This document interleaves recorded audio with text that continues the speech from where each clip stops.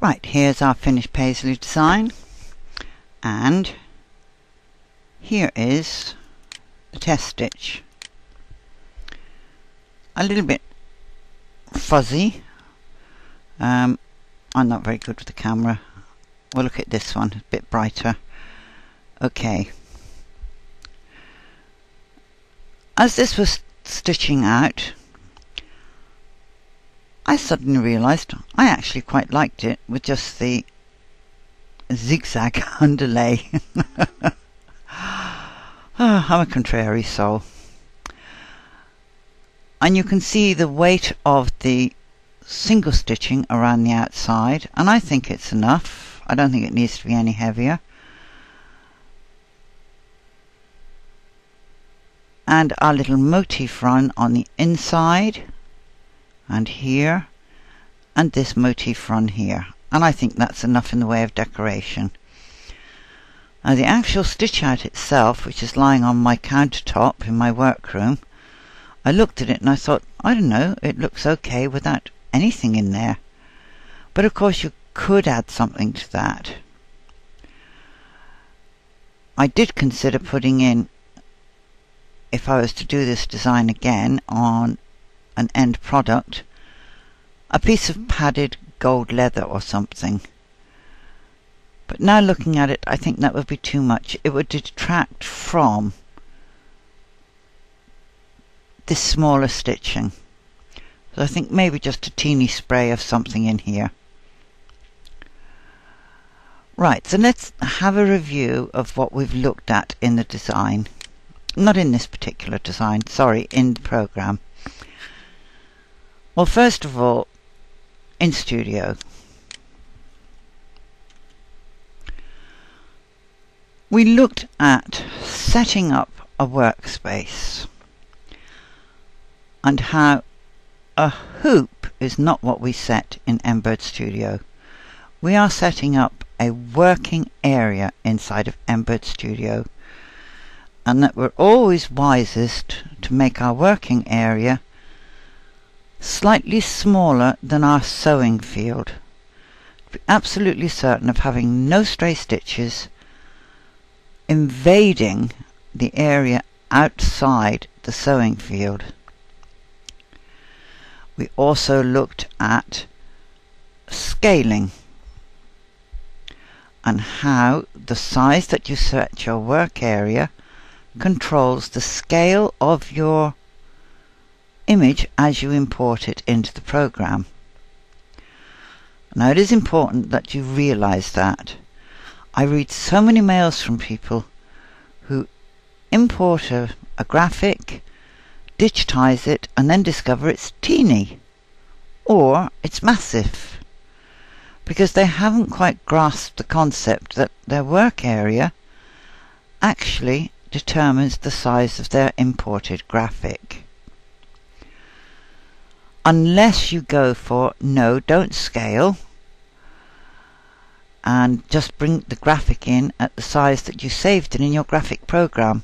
But 9 times out of 10 you won't know what that size is either, because even though all our programs are supposed to obey our monitor resolution, they don't.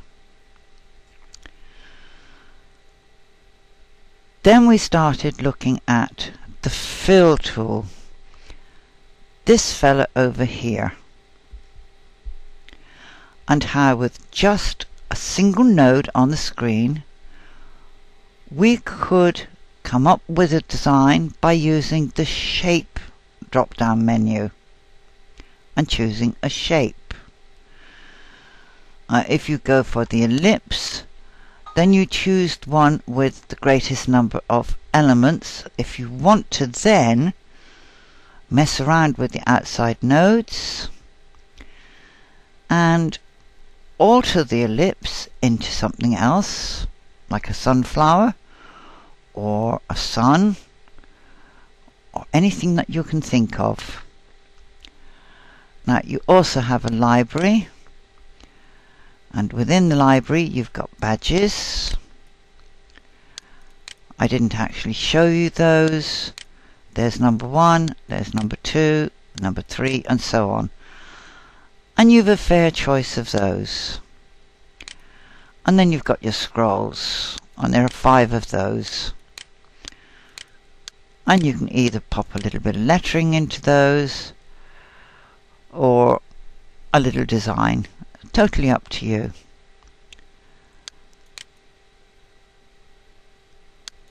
And then besides badges, you've got basic, open. And there are your basic shapes. So you've a lot of things already in the program which will enable you to very quickly put together a design. And you've got quite a selection in here. You've got your stars,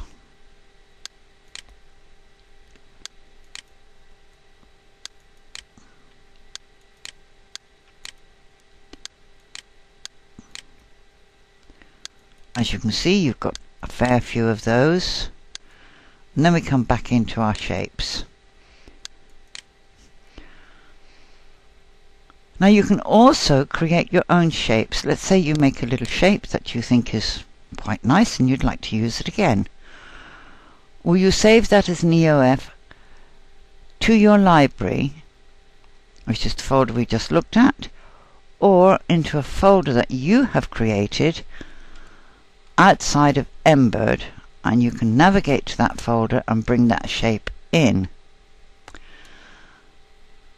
and just use that one single node that you place on your screen, and then go and fetch that shape.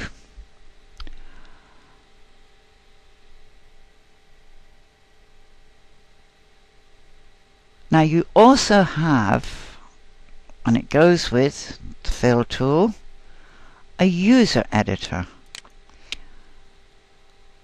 And you'll find the user editors in Objects.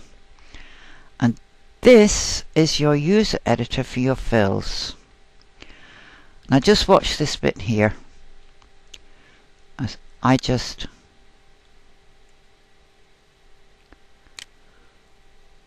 there's a quick fill that I've just created, and I can use that as my user editor fill 1. So let's say I want to do a bit more to it. Every row must have a node in it. You can make that larger. You can make it 6 mils deep. Tell that OK. And then extend these lines.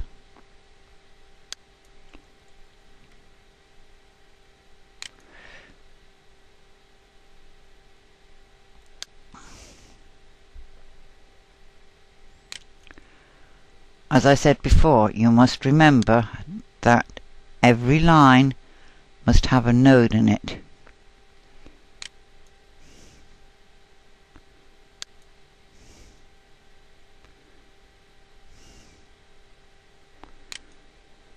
And there's the fill, and there you can see what it would look like. And you can save that to a folder, or you can just keep it for the one job, and we'll just leave that as user defined 1, 4mm wide, 6mm deep. OK. Go and pick this up, do a quick shape. I'm not too fussed about what the shape is, just to show you. Close that up, come over here, plain fill, come open this up, go to the top, user defined 1, come over here. Oh, and I would always change my density and my pull comp 4.5 for me. You've got to determine what your machine likes yourself, and gives that a 0.4 pull compensation until that generates stitches. And if we go and look at that in 3D, there it is. So the amount of fills that you've got are limitless. Depends how much time you want to spend coming up with a fill. The amount of shapes you can make are limitless. Depends on what you want to do. And let's just delete this, we don't need it.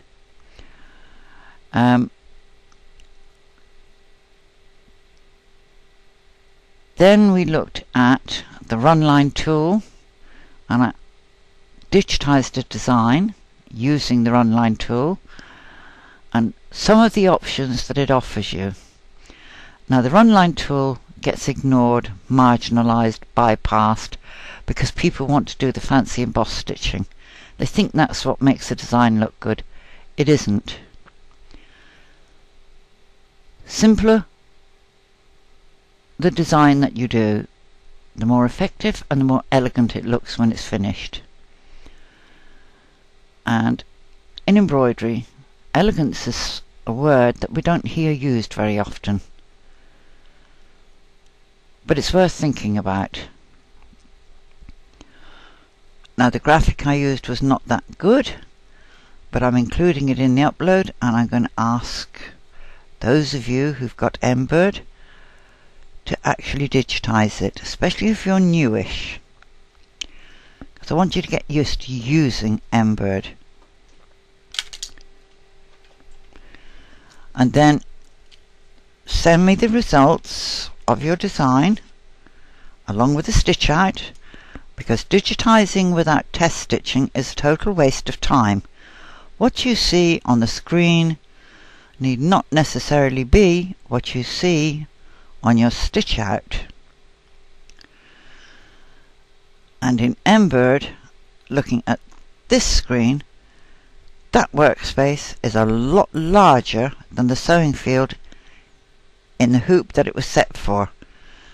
It's only meant to be 120 millimeters wide by, I think it's 160 tall. The absolute physical measurements of that are an awful lot more. That workspace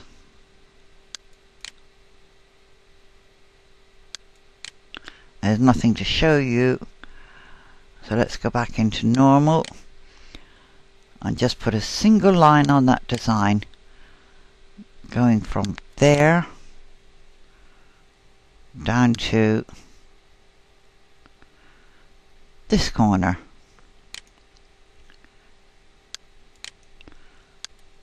And tell that generate. Now we'll look at that in 1:1.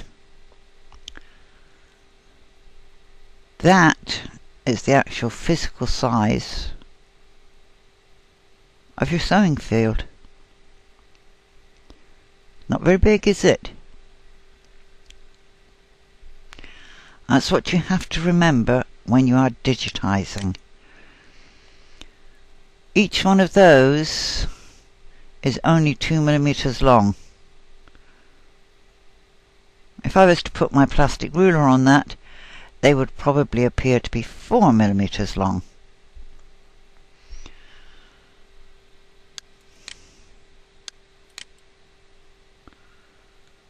That's the size of my sewing field.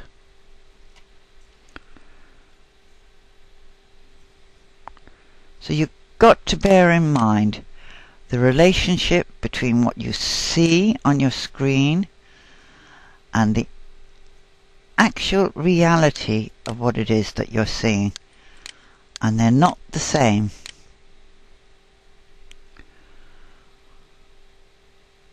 Okay, I think that's enough for now, and we did look very briefly at the column tool, but it was only a brief look. That wasn't my main interest. My main interest was getting you to use your runline tool, introduce you to the parameters, and I will never give hard and fast rule on parameters. All depends on your sewing machine, the fabric you're using, the stabilizer you're using, the type of design you are creating. The variables change. And when you think of all the different types of fabric, all the different types of stabilizer, the different weights of threads, the effects that dye has on thread, those variables never stop being variables. There isn't a hard and fast rule for density settings. You've got to arrive at the ones that your machine likes and you like the appearance of. Okay, that's all I'm doing in this set of videos. I hope you have a go at the design and that you use this program and don't scuttle back to the comfort of another program that you've got. Learn to use more than one. And